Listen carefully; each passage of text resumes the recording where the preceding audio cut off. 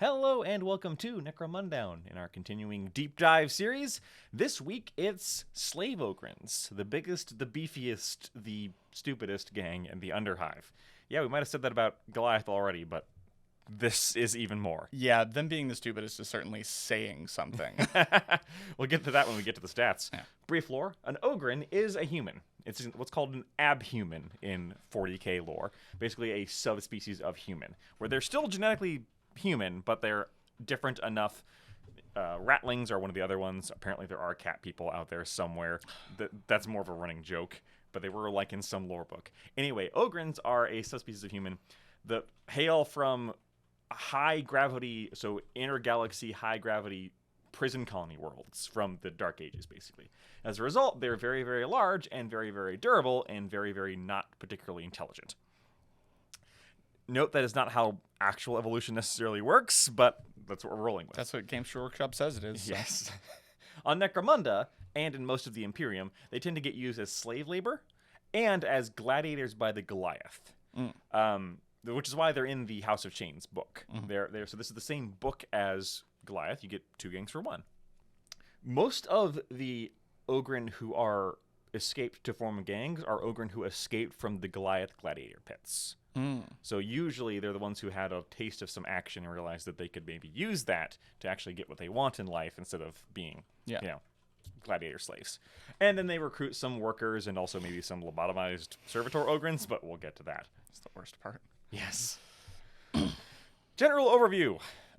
This is the toughest gang in the Underhive. So you're talking toughness 5 across the board. Every single one's toughness 5. And strength 5. Yep. Without exception. But their downsides, they have some, very bad mental stats. Yeah. Some of the worst mental stats in the Underhive. They're not slow, though. They're not. I noticed They're that. all 5-inch movement, except for the lobotomized one. So they're actually faster than Goliath and Van Sar, which is terrifying. But they have some really serious weapon restrictions. Like the most restrictive weapons list in the game. Which is also saying something. As a result, they're very, very strong in the early game, and it is a serious challenge to keep them going into the late game. There's kind of like only a few things you can actually do, both because of their restricted access to weapons, and also the way in which they get those weapons is also strange. They're good ones anyway. They're also really expensive. Both their actual base stats are actually not too expensive for what they are when you look at them. Yeah. But a little bit more than average. Well, but not in accordance with their stats. True. Like if you were to do the stat per credit math, which is always a road to ruin, never do that. Yeah, it is. But if you were to, they look like a great deal. The problem is they have really terrible less weapons unless you get what are called augmentic weapons, which we'll talk about. So they're kind of in the low model count territory. And yeah, but they're not actually slow. Yeah. 5-inch movement, but 4-inch Lobo slave. House specific skill is muscle, which is shared with Goliath. Oh, so it's not house specific, is what you're telling me? Nope. And I guess when we said that Goliath had a house specific skill, we were also technically lying. Yeah. Because they share that with these guys. Another reason they were in the same book. Yes. So we already talked about that a lot in our Goliath review. But we want a brief overview. Fist of Steel, which is +2 strength and damage 2 unarmed. We didn't think a lot of that in Goliath. Yeah. Because Goliath had some really great melee weapons. And, +2 strength is okay.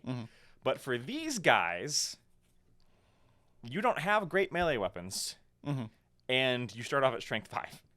So it's not that they don't have great melee weapons. It's they don't have great cheap melee weapons. That's a better way to say it. Yeah, they do not have good cheap melee weapons. They have very bad mediocre cheap melee weapons, and really good, really expensive melee weapons. Yeah. So it is far more viable to put Fists of Steel on a guy. And then use him for his unarmed damage. It'll fall off later in the campaign when you don't have melee or armor piercing. Yeah. But it actually works. Brief note that this isn't actually better than on Goliath except for that. Because strength 4 goes to strength 6, and strength 5 goes to strength 7. Strength 7 is not actually better than strength 6 against almost anything in the game. Yeah, except cars. If you want to punch a car, punch a truck. So this is more like fixing a downside rather than it being like a bigger upside. Yeah, and there are probably better skills to give them. Yeah, I agree. Like Iron Man. Yeah, Iron Man is ridiculous. So what Iron Man does is toughness is not reduced by taking flesh wounds. And when you start at toughness 5, you stay at toughness 5 until you die. This was good on Goliath, and it's real good on here. Oh, yeah. Because, I'm toughness 5. All right, I got a flesh wound. You're toughness 4. No, I'm not. It helps against different types of weapons like gas and poison. Yes. It's amazing here. Even better than it already was. Yep. Immovable stance is the one where you do a double action to tank, which means you increase your armor save by 2, and you can't be pinned or moved. Yeah. It's super niche.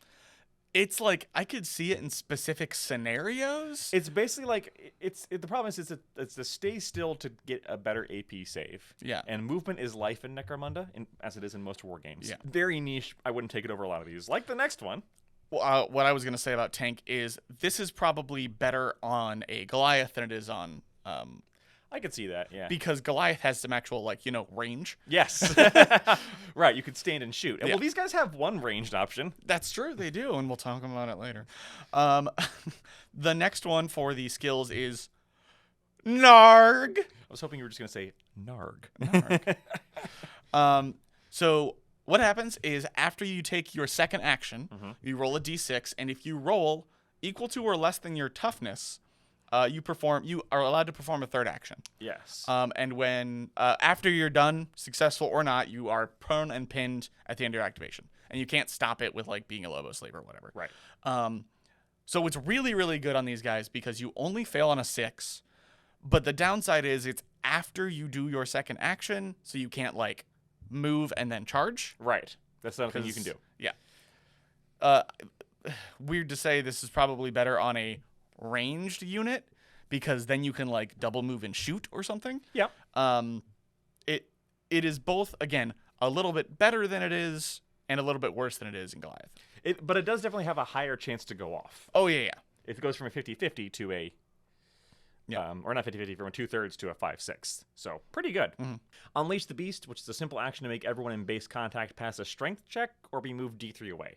It doesn't even deal damage if they hit a wall. Nope. Don't do this one. It doesn't base anything on your strength, which is the only positive. Most of the time, Ogren want to be closer, not farther. Yeah. There's very niche applications for this, and I would rather take almost any of their skill lists. Unless you're playing, I don't know, some Nancy Pantsy, Ogren that doesn't want to be touched. He's a germaphobe. None of them. I mean, I guess it worked. Yeah. Yeah, I don't get that one at all. No. I'm not even sure I get that for Goliath necessarily. But again, there's ranged options There's ranged options there, yeah. And lastly, and honestly, I think this is one of the better ones in this thing, is Walk It Off, which is if you perform 2 or more simple move actions, you get to make a toughness check to heal 1 wound or remove 1 flesh wound. And again, when you have more wounds and more flesh, you have a larger pool with which to remove it. And being that you're a melee faction, I feel like double moving, especially towards the late game, could happen more often. I actually like this one here. Yeah, the only downside is that if a double move doesn't help you eliminate the enemy. No. But it does help you get out of trouble if you're in trouble. So if you're using it for that, it's not really a bad action economy. It can be a bad action economy if you're doing this instead of just killing the thing threatening you. Yeah. Don't if you can charge, you should charge. Yes. I'm thinking more along the lines of I was gonna double walk anyway. I might as well heal from it. This is good. Yeah, I agree. This is a very good one. It's tough to say which was my favorite because I really like Narg. Because the third action is so powerful. Again, action economy in this especially game. on a body this big and scary. Right. House mechanics, by which we mean the things that make Ogren different. And this is one of our longest lists outside of enforcers. And most of them are negative. Yes. This is more than enforcers. This is a hard mode gang. Yes. Which is weird to say because at game start you will be nigh unstoppable. Yeah, the strongest on the board. So first off, they are always outlaw. The presence of sense. an Ogren not responding to a normal human master is an affront to Imperial law. You will never not be an outlaw. Yeah. Don't worry, that doesn't really affect anything for your trading post because you don't get to use it. So Sure. I guess it affects who you can hire, I guess. Yeah, it does. That's about it. Everyone, kind of like a unsanctioned psyker, everyone has the runaway rule, which is if you ever get captured, you are worth an additional D6 times 10 credits if captured and sold to the guilders. Again, you're more valuable. Yes, your opponent has to let you do a rescue mission attempt first if you choose to, but they're more inclined to sell them to the guilders now than give them back to you. Yeah. And they're more expensive for you to buy because now you're competing with that extra D6 times 10 cost. Yeah. They have no juvies at all. Yep. There's also no written rules for how to handle this in regards to things like settlements or anything that grants them. So rules as written, they just don't benefit at all from them. Yeah. And honestly, that's probably how you should play it. Yeah, I agree. Getting a free, even a Lobo slave would probably be too good. Yeah, because that's another huge body you can throw on the board. They count as Goliath for any settlement bonuses, which is good. They have no specialist at all. And if you roll 2 or 12 on the advancement table, the thing that normally lets a ganger become a specialist, you just have to reroll. No, sorry, you get to pick another different one. And the thing about that is it sounds like a downside, but it also doesn't matter because you can't get special weapons. It really doesn't matter. Augmetic weapons, which are powerful weapons, their best weapons are all augmetic, but they can only be purchased at recruitment and not bought later because they are literally augments on your characters. Now, Van Sar can get away with later augments because they're Van Sar, and it does send them into recovery to do so. True. Even they don't get, cybernetics for free. You don't have options for that. Yeah. This is basically, hey, the thing that you had on you when you escaped from being a slave is what you have. Yeah. So the result, on the one hand, these are usually discounted over their trading post variants for other gangs, but the downside is that you're expensive at creation if you want any of the good stuff. Yeah. And if you don't take the good stuff, you have pretty bad weapons. Again, faction's very expensive. Yes. No one can buy any weapons from the trading post. Ever. End of story. End of story. Nobody on your gang roster can buy weapons from the trading post. After recruitment, you only have your house list, which is literally just some hand weapons. This includes your leaders or champs. This does not apply to war gear. Right. Which does include grenades. Yes, there's a lot of good war gear, especially with the new core rules. There is a lot of good war gear, and that's where you're going to find your main monetary advancement. But you can never, ever make your weapon better. And we say that grenades are like, we said this in Corpse Grinder Cults as well. Grenades are the exception because you can't use ranged weapons, but they're not ranged weapons, they're war gear. Keep in mind that every single one of these, the best ballistic skills are 5-up. Yes. So get the AoEs is what I'm saying. Yeah. On the one hand, your ballistic skill is 5-up, so your aim is bad. And remember, -2 if you're targeting a thing, which means you need a lucky shot. Yeah. Which means you have to roll a natural 6 and then your base ballistic skill again. Which is a 5. Which is a 5. So bad. Yes. The flip side, though, is that grenades are all based on your strength. So you're chucking grenades 15 inches. Yeah. Which is... Your grenades have amazing range. But they might not hit. Get those 5-inch AoE templates. Incendiary grenades are primo on these guys. Incendiary grenades are too good. They also are specifically too stupid to have the tools of the trade roll. Yeah. Tools of the trade isn't something I use a lot, but it's the thing that lets you have multiple equipment sets. It literally says Ogren get 2 attached to their favorite toys, and they won't ever give them up. Well, the augmetic weapons are literally attached to them. No, that's not what it says. It I literally understand. says I understand they that. are not smart enough to have tools of the trade. They get a hand axe, and they're like, I love you. There are many hand axes. This one is mine. Cuddles with it at night while they sleep. So let's get into the models and stats. So now that we've talked about all the reasons it's tough to play these, let's talk about why it's tough for your opponent to play against these. True. Der Overboss. For 145 credits, this is your leader. You get 5-inch movement, 3-up weapon skill, 5-up ballistic skill, strength and toughness 5, 3 wounds, an initiative of 3-up. Surprisingly quick, this giant slab of, 3 attacks, which is good. Your leader has 8-up leadership. Let that sink in. Your leader has 8-up leadership. Strangely, not the best in the faction, which is odd. Not technically, because the Lobo Slave has better leadership, but it never comes up. He does have 5-up cool. And then 9-up willpower, and the best intelligence of the faction at a blistering 8-up. This is your smartest man. They're all stupid, y'all. His skills. He's got muscle. We talked about that. And he does have brawn. And he does have the leadership primary, which is... there are some good ones in there, but for the love of God, don't pick Overseer or Mentor, because anything that makes you make a leadership check is bad. Yes. This is the smartest guy in your gang. 3 attacks does, in my book, put you into the melee machine category. Yeah. Because if you're not holding a weapon, 3 attacks hitting on 3s with 5 strengths is terrifying. Yeah, true. Even without armor piercing. The moment you put something actually scary on him, oh god. Yeah, he will punch with the best of them. This guy will go up against a corpse grinder cultist and make, like, whoever hits first is probably winning that fight. Yeah. Hell, with toughness 5, the corpse grinder cultist might not win. That's the thing, yeah. If he's not carrying one of those +3 strength weapons, Yeah. he might fail to wound, and then he's just going to get kind of, like, you ever seen somebody squish a grape? Yeah. Did we mention his points cost? Yes, 145 credits, 145 credits. which is not bad. It's cheaper than, it's about as expensive as the Enforcers. Yeah, that's true. But again, Yeah. no equipment. The champion is the underboss. It is 110 credits. It has almost the same stats. 5 up movement, 5 movement, 3 plus weapon skill, 5 up ballistic skill, 5 strength and toughness, 3 wounds, 4 initiative this time, slightly worse initiative. 2 attacks, slightly worse attacks. Leadership 8, cool 7, willpower 9, intelligence 9. Has the muscle and brawn for primaries. Yes. So it doesn't get leadership, but again, has the exact same equipments as Overboss. It's basically just a slightly worse one for slightly less points. Yes.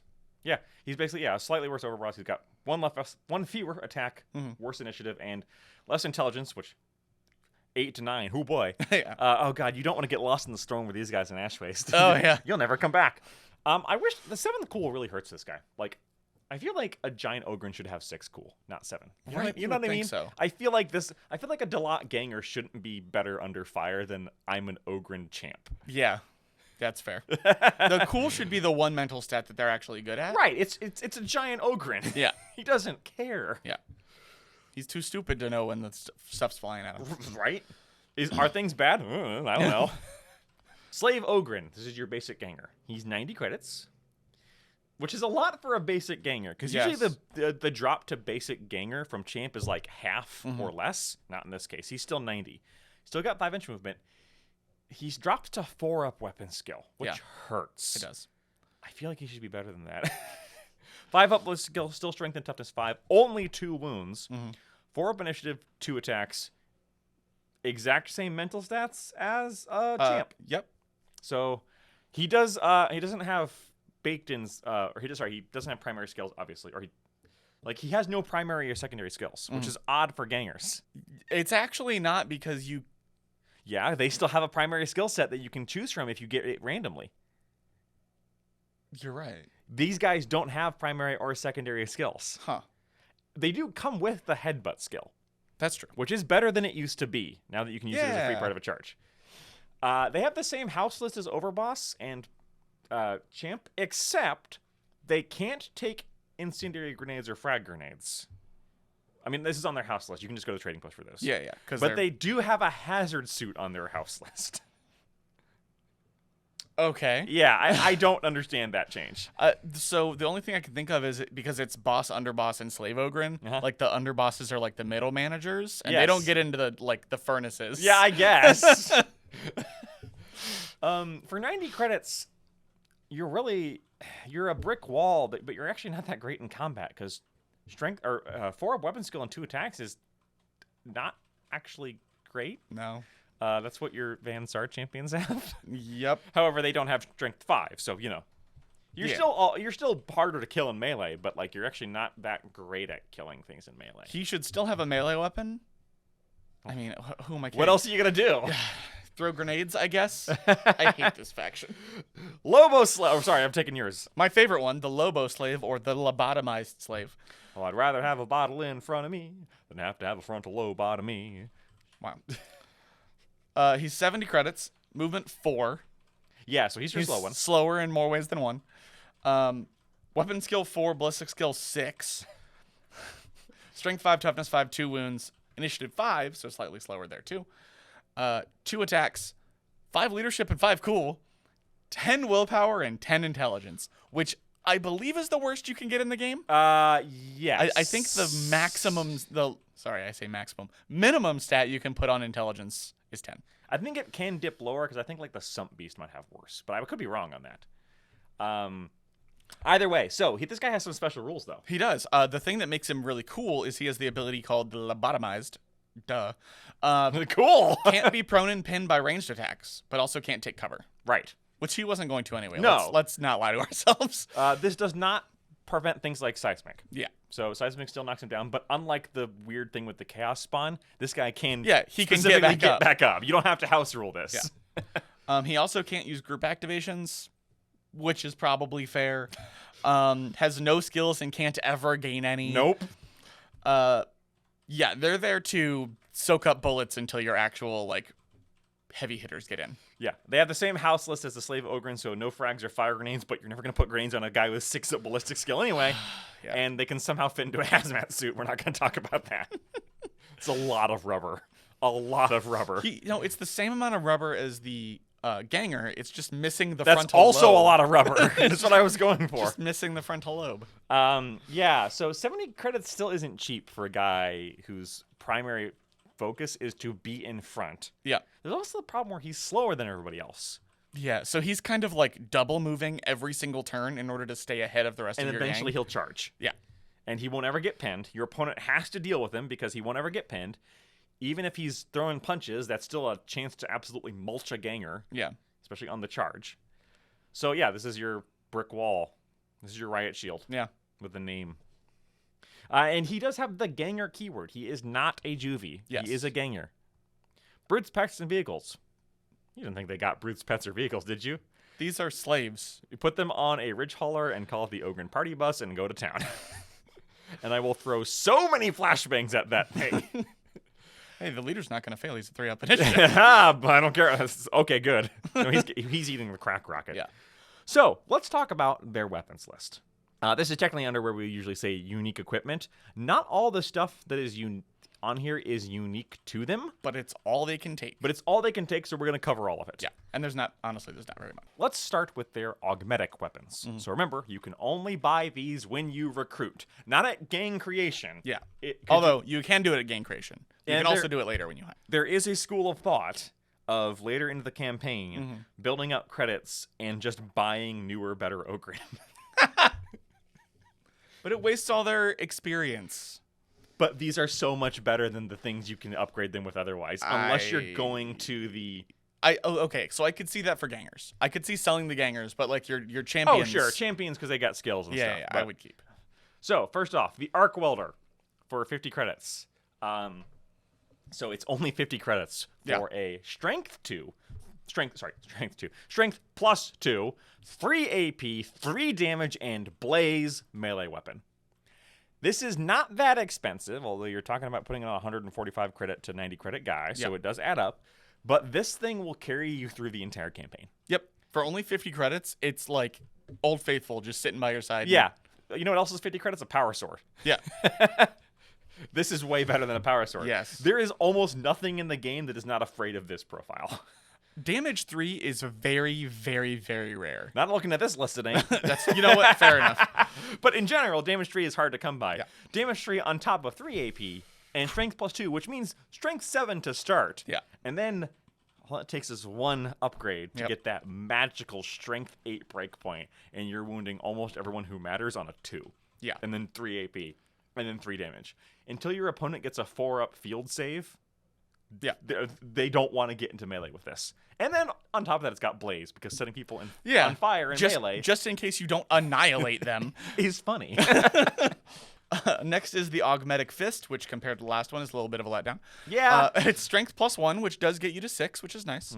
Has AP 1 and Damage 2 with knockback. It's only 10 credits less than the Fist. That's the only problem with this. Than the Arc Welder, you mean? Oh, the Arc Welder. So this is the Fist. Yeah. If the Arc Welder was a little more expensive or this was a little less expensive, like if it was 30, yes, I could see it.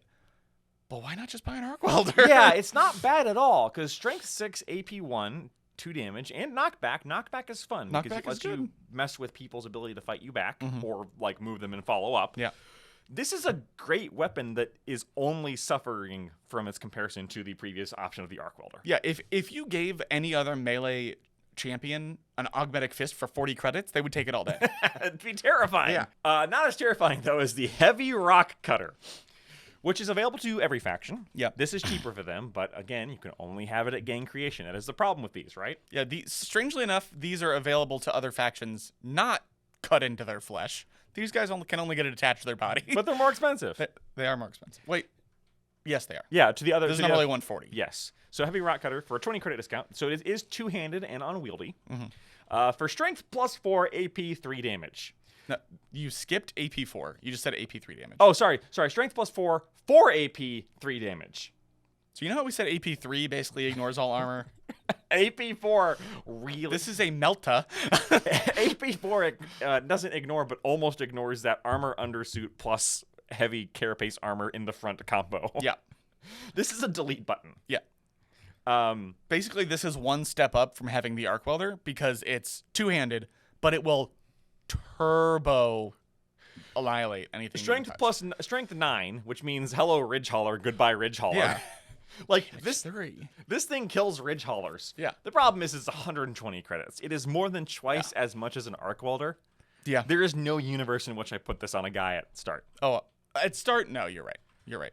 And- I would have to buy someone later with a lot of credits. But even then, for 70 more credits than the arc welder, the arc welder is just so good for its cost. yeah, you're and right, the it arc is. welder And it has blaze. and the arc welder isn't two-handed or unwieldy, so you could get it with another melee weapon. That's true. By the way, you can't have two augmented melee weapons, to my knowledge, unless you buy one of the paired ones.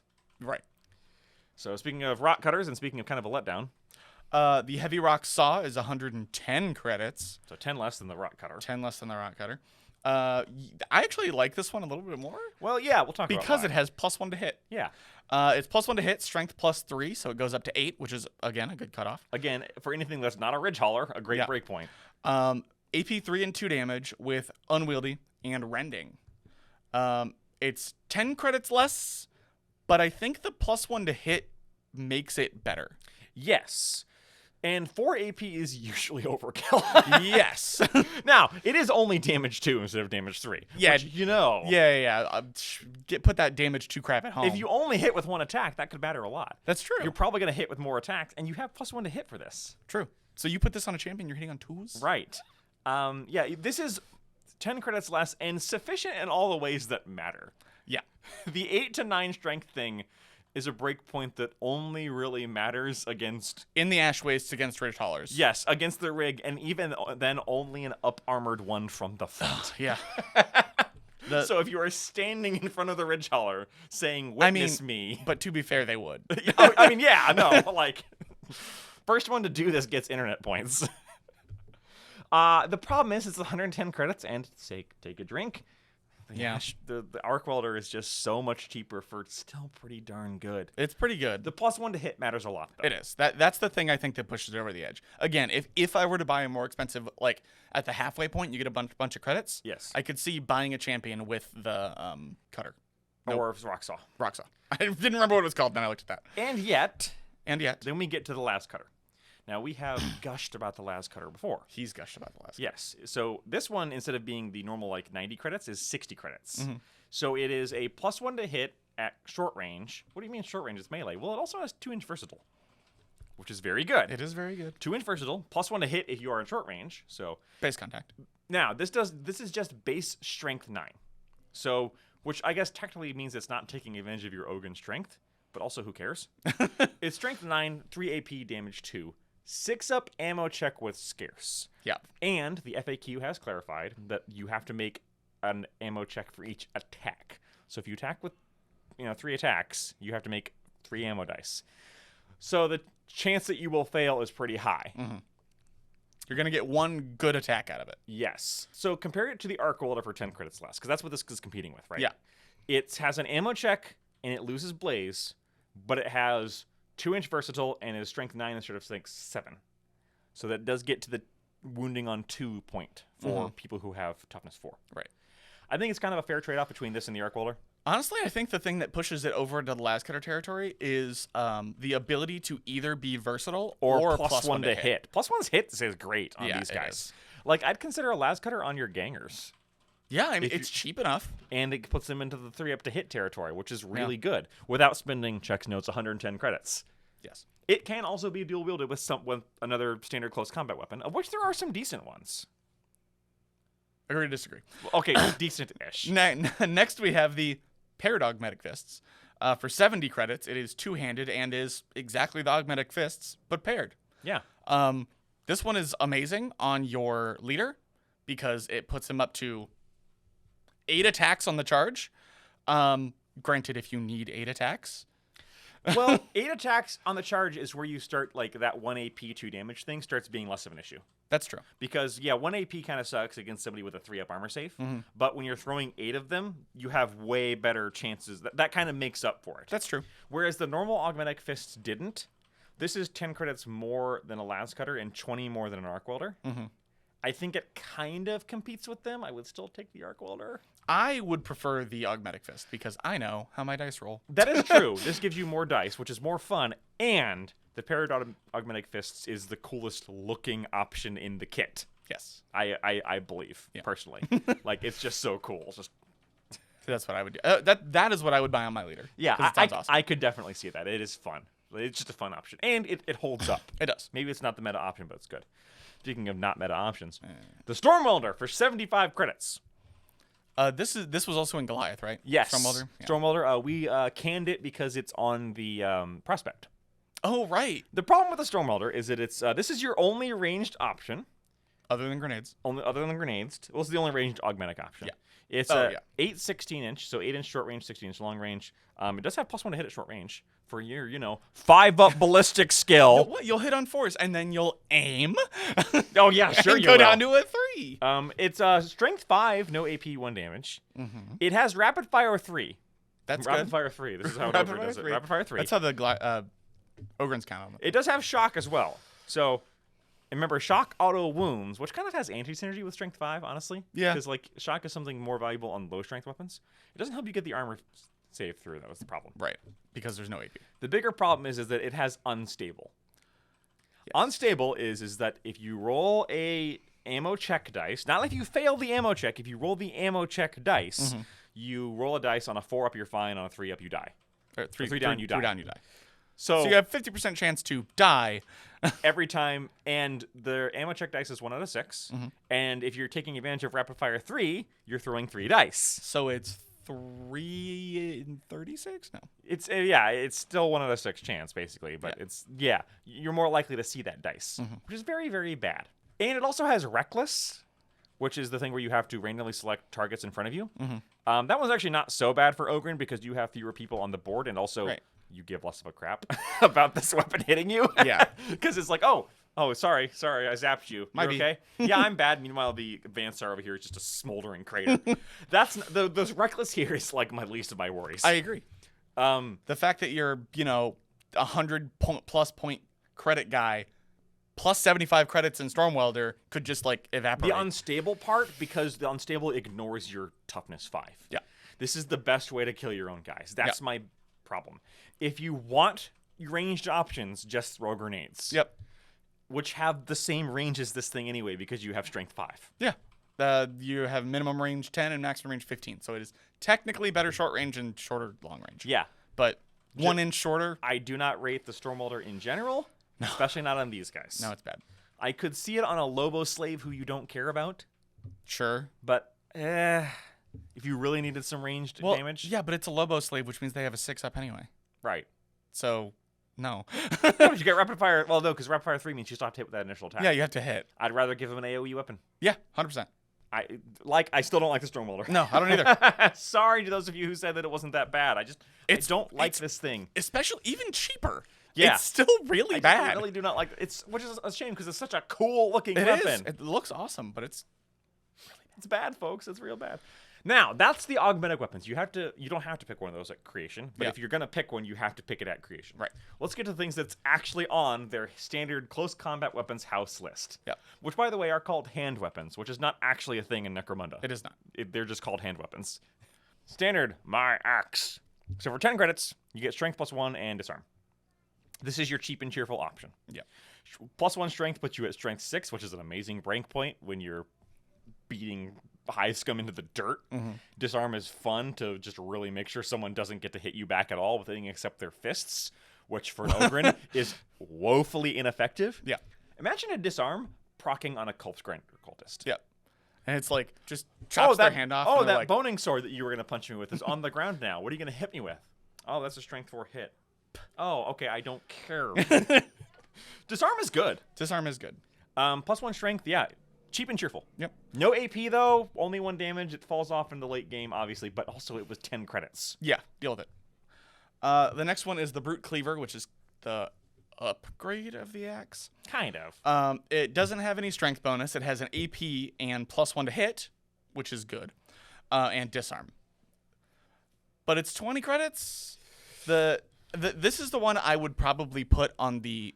Strangely enough, I would put the more expensive weapon on the cheaper guys. Yes. Because they have a worse weapon skill. The strength bonus doesn't mean as much to you. Sure, you're not wounding strength 3s on 2s, but you're still wounding them on 3s, which is still pretty good. But now you're hitting on 3s. Yes. And I'll take 3s and 3s over 4s and 2s.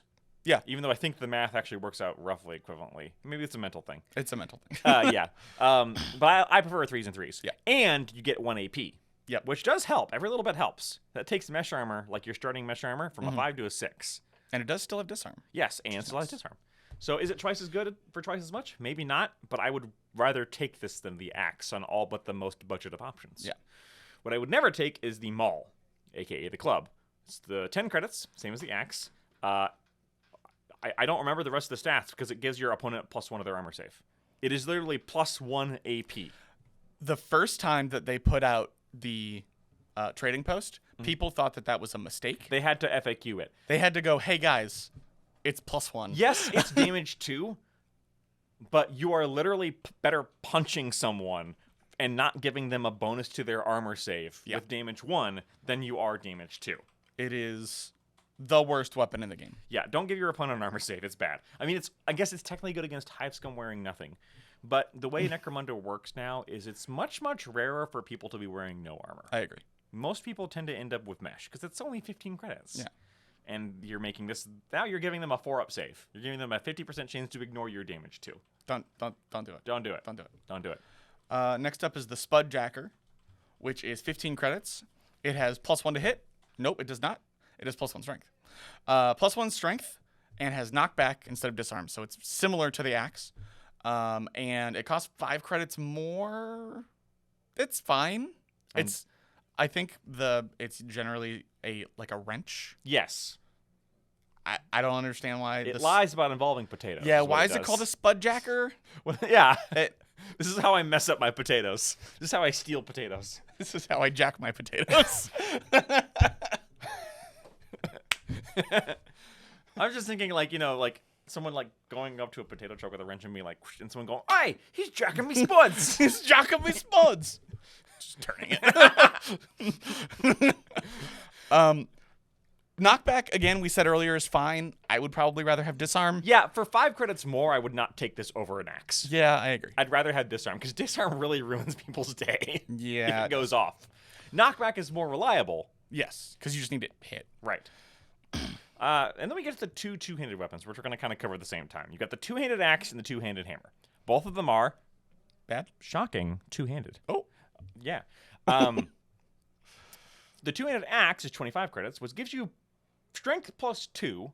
However, strength +2 is not better than strength +1 on an Ogren, except against the very rare T6 model, toughness 6 model. Yeah. Which is I think I got my Sump Beast up to strength or toughness 6. And granted, he was terrifying at that point, but also just hit him with a melta-gun. Yeah, you have other high-strength options. Yeah. -1 to hit is the problem. That is the problem with both of these weapons. Yes. -1 to hit sucks. Yeah. -1 to hit. It does have 2 damage.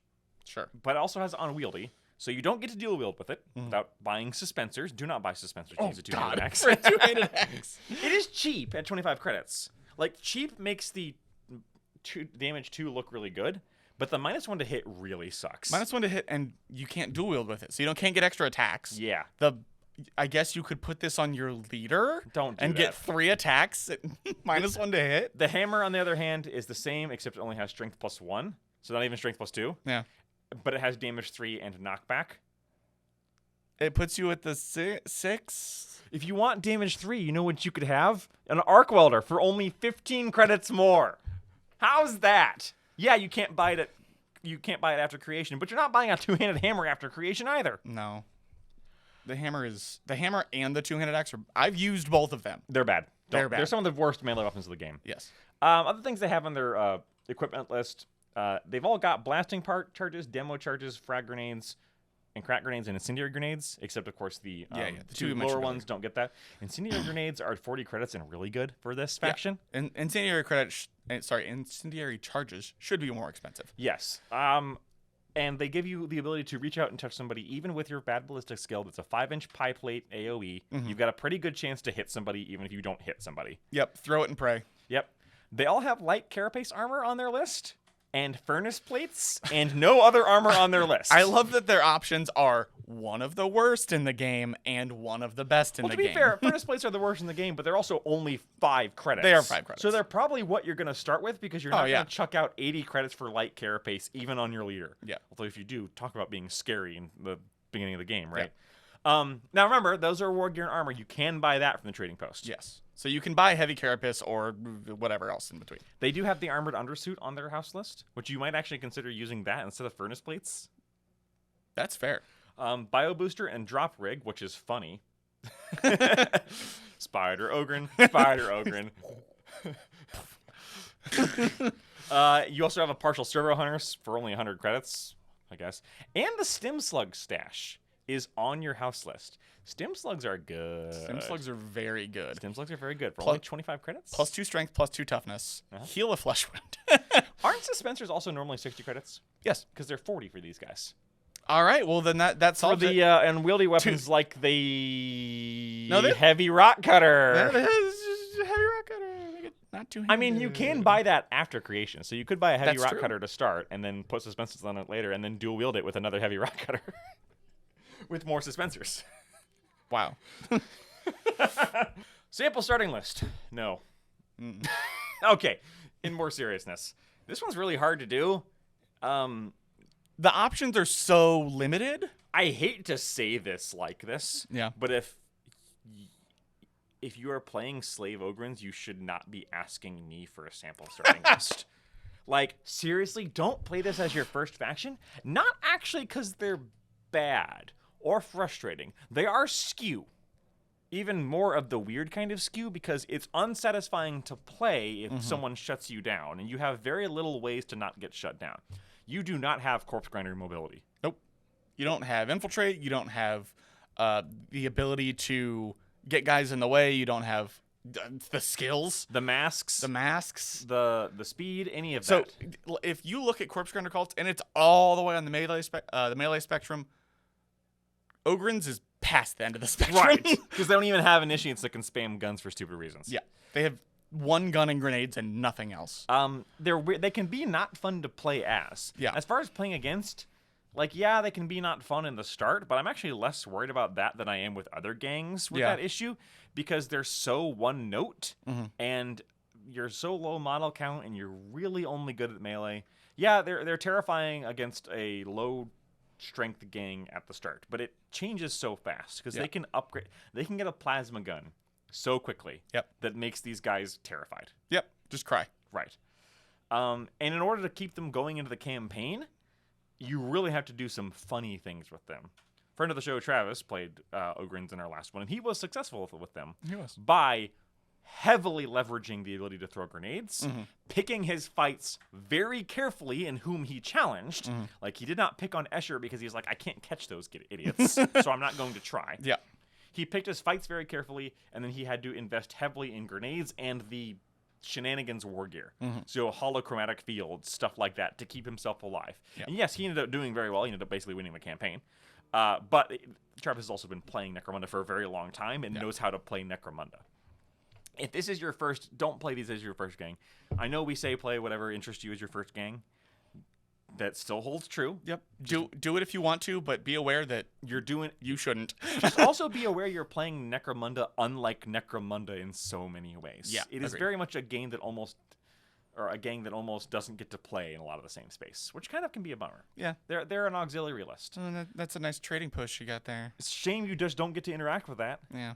I mean, if you're doing a no trading post around, they just laugh. It's true. These are also one of the more expensive gangs to play. Yeah. If you missed the first initial box where they came out in like groups of 4 or 5, which was like 4 years ago at this point, you can now only get them in a box of 2 for $50, Yep. and you need at least 6. Yeah, generally a starter gang is around 5 or 6. Yeah. Maybe 7 if you can push it. But Yeah, and even for these guys, you can probably push 7. You definitely don't want to go 4 super elite models. You will die. yeah. You will lose. Like, there are scenarios where you will bottle automatic, like, the first time someone is injured. It's like, oh no, goes down, bottles, especially with the bad cool that most That's of the these guys problem. have. Like, I wish So they had bad. better cool. So, I guess, closing thoughts. This is a very one-note gang. Mm-hmm. I don't necessarily agree with you that these are not fun, because Travis looked like he had a lot of fun. But Travis is also the point in his Necromunda career where he's looking for fun crap to do, right? Like, he's like, okay, how do I do this in a way I haven't done this for 10 years? Slave Ogryns! Yeah. I believe he named all his guys after football players and had them, like, just chucking grenades. Yeah, it was very funny. I'm not going to call them a meme gang, because they're not. They are a gang. They have full rules. But, man, you don't get to play with a lot of the toys. Yeah. I also wouldn't really be worried about not playing Slave Ogryns because you feel bad for the rest of your group. Yeah, I agree. That's going to last like 2 games. Mm-hmm. Even if you win those 2 games. Someone else is going to win their games too, and then you're going to fight them. Yeah. People are going to catch up and then surpass you pretty quick. Right. If you're playing a 2-person campaign with a new person, maybe don't play Slave Ogryns. Yeah. I'm just going to keep punching you until you stop playing. But otherwise, this is not a gang where I would say stay away from it because they're too unfun. They're too powerful. No. It's the other way around. Yeah. Play these guys if you're in for a fun time of like a very challenging campaign, especially in the later game. Fair. It's like playing the Byzantines in Total War Medieval 2. References no one's gonna get. This is what I deal with. Yeah. Well, you see, the Byzantine Empire hadn't. But that's it from us this week. Let us know below your thoughts on the Slave Ogryns, if you have more love for them, if you think the Storm Welder is not actually as bad as you think it is, as we think it is. Sound off. One guy in the And- comments. Hey, it was like 3 people, to be fair. It was not just one guy going. It was not like Stormwelder420 at youtube.com going like, the Stormwelder is the best thing. No, it was like No. 3 people going, I think you're sleeping on that. It's the Stormwelder 420 on his 3 alternate accounts. You realize I have to go home and make Stormwelder 420 now, Yes. right? Anyway, let us know below. If you have a starter list that you would suggest to new people, Yeah, post it. post it. I really think you got to be careful you're new with these guys. But as with anything in Necromunda, have fun how you have fun. Oh, definitely. And we'll see you next time. Bye.